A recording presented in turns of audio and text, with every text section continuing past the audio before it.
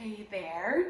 So I wanted to come in today and give you an update on the seedlings, show you where everything is at. So right now, this is, let's see, today is March 10th. So we're about like just under 1 month from our technical last frost. Technically, according to the official calendars, somewhere around that, like for 1 week into April is when we should have our last frost.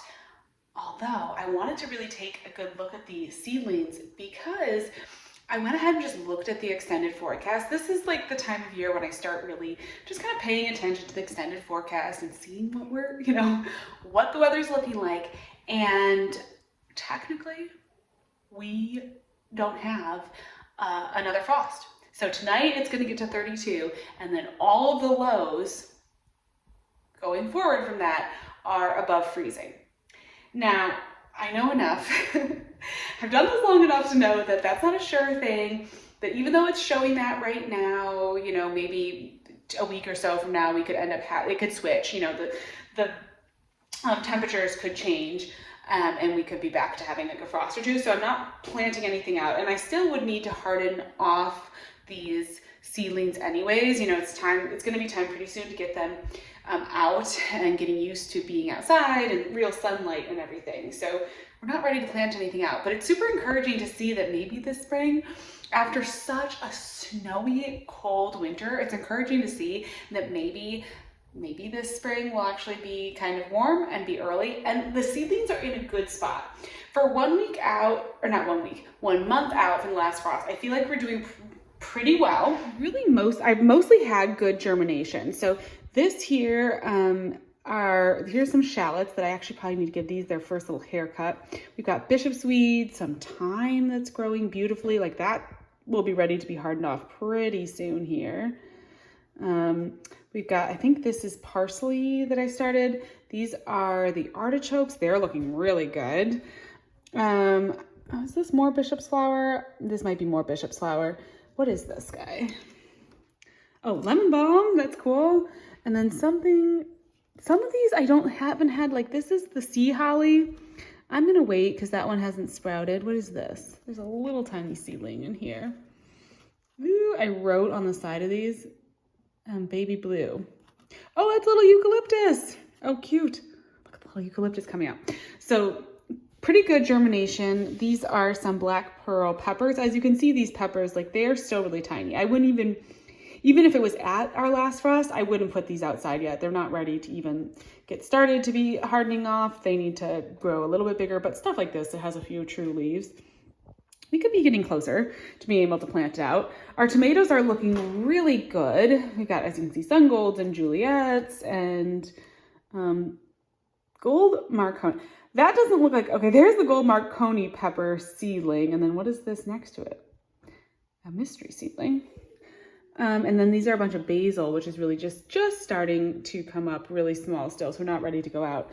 And these tomatoes, I mean, I could plant them out, but I think that I'm just going to raise the lights a little bit. I think I want to let them get a little bit bigger anyways. I think that would be good. And then we've got all the peppers, some spoon tomatoes, some other little tomatoes down here. It's kind of like the second round that I started. I've had a little bit of spotty germination with my Rosita eggplants. That's been a little bit disappointing, but the pumpkin on a stick are coming up. Got a ton of pumpkin on a stick. I will go ahead and divide these up. Maybe when I plant them out, or maybe even earlier. And then like, what's in here that hasn't germinated? My pineapple ground cherries haven't germinated. I am gonna go ahead and probably reseed these.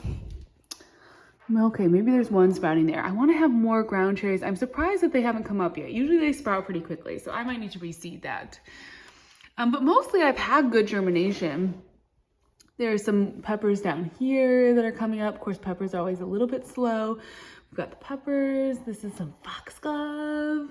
The datura is coming up. No luck. Oh, look, maybe there's one papyrus seedling. It's so fun to just see everything come up. Another foxglove. Okay, so good germination down here. We'll just let that go. And then the coleus is just barely, very, very tiny seedlings, just barely coming up. The amaranth is doing pretty well.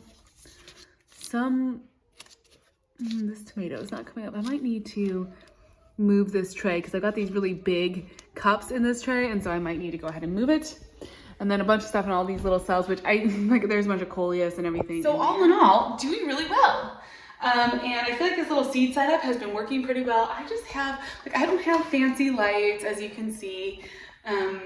I just have been using the cups. It's been a kind of mellow seed starting setup, although I do love my these are those Fairy Morris racks, and I actually really like those. I'm not affiliated with them, I just really like them.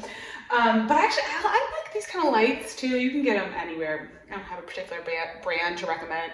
You know, on Amazon or Walmart, or find them all over, but it's just like actually easy to kind of like adjust the light, and I think they do okay. Maybe my tomatoes are a tiny bit leggy, but everything seems to be doing fine. And of course I've got the light from the window too, which is helping. So all in all, it's been working out, and now I'm just babying everything along. I've been fertilizing them all with a little bit of water soluble fertilizer, all the trays that have like the plants that have true leaves. So it's looking good.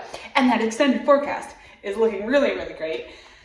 I'm gonna be getting out probably to water the garden soon here, because that's the biggest thing. I started this chard, and I got those onion sets out there now. And so now we're really, now we've got stuff growing in the garden. And I don't want to plant too many more seeds out there, I don't think. I just realized, like, I've got all these plants that I'm starting, and it's so funny. I feel like it's such a big garden, but there's also just so many things that I want to grow. I want to grow melons. I want to grow squash.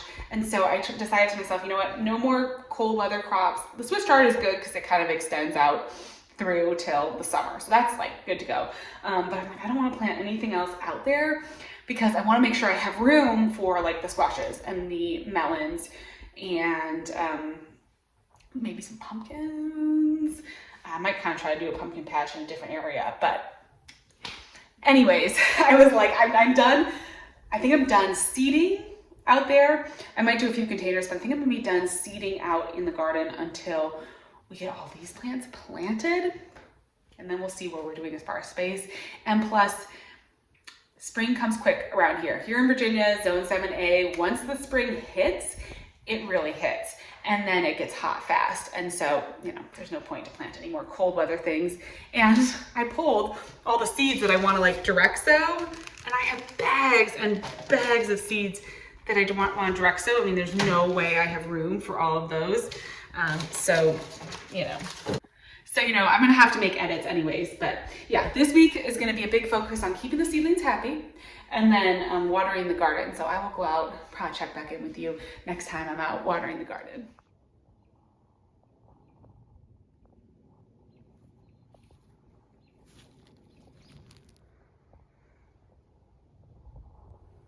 Hey there. Well, daylight savings time is here. And for all of the chaos that kind of comes with daylight savings time, one thing I do love about it is that all of a sudden now it's light out after my kids go to bed. My youngest is asleep and I can get outside and there's still a little bit of daylight. The sun is setting fast. We had a beautiful day today though. It was like 75 degrees and sunny and so nice. And I got out a little bit, did some watering in the garden. As I said, I haven't planted anything more as far as seeds out here in the garden, but I just wanted to come back to this little greenhouse garden area. I keep changing my plans, but I decided I'm gonna set up another 2 of these little beds, and then that's what it's gonna be for now. And I think I might try, I was realizing that I really do want to do some pumpkins and some corn, and I might try to grow some of those in my crop cages and then see if we can do some more like deer resistant planting out in these, which might be an interesting challenge. The alliums and the garlic are doing so well out here. They look really good. I probably should come out with some water tomorrow. I've got shorts on even. I got excited. But then I had to put my vest on. So it's one of those times of year, right, where you can wear shorts and a vest, and that's where we're at. But I like this like low maintenance kind of setup that we've got here with the garlic in this bed. I put this bed on sort of not entirely flat ground, and I'm wondering if that's gonna kind of bug me. But if that becomes too annoying, what I think I'll do is just next season, one of my projects can be to like either dig out or level and deal with it. And we'll just deal with leveling that. This one actually is pretty level, so it's really not a big deal. It's just the one small one here. But I figure, you know, maybe I'll put the other two over on the other side of like the greenhouse, and then we'll see what we think. So we can have these two over here, and then the greenhouse and space to do things around the greenhouse. And then we've got these over here, and I put all these containers that I think are gonna stay back here. I think they're gonna be for the greenhouse. So I brought out a little bit of potting soil. One of my projects tonight was just to come out and bring a couple of bags of potting soil back here.